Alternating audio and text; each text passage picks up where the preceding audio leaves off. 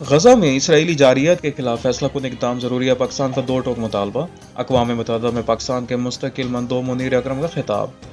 اقوام متحدہ میں پاکستان کے مستقل مندوب منیر اکرم نے عالمی برادری سے مطالبہ کیا ہے کہ غزہ میں جاری اسرائیلی جارحیت کو روکنے کے لیے فوری اور مؤثر اقدامات کیے جائیں۔ انہوں نے کہا کہ اسرائیل نے نہ صرف غزہ میں نسل کشی جاری رکھی ہوئی ہے بلکہ اب اس بربریت کو مغربی کنارے تک پھیلا دیا ہے۔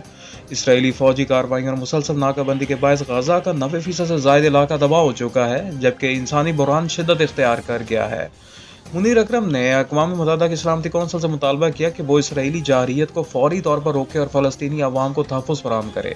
انہوں نے کہا کہ اسرائیل کو غزہ اور مغربی کنارے میں اپنی فوجی کارروائیاں فی الفور بند کرنی چاہئیں، جبکہ محصور فلسطینیوں تک انسانی امداد کی ترسیل کو یقینی بنایا جائے۔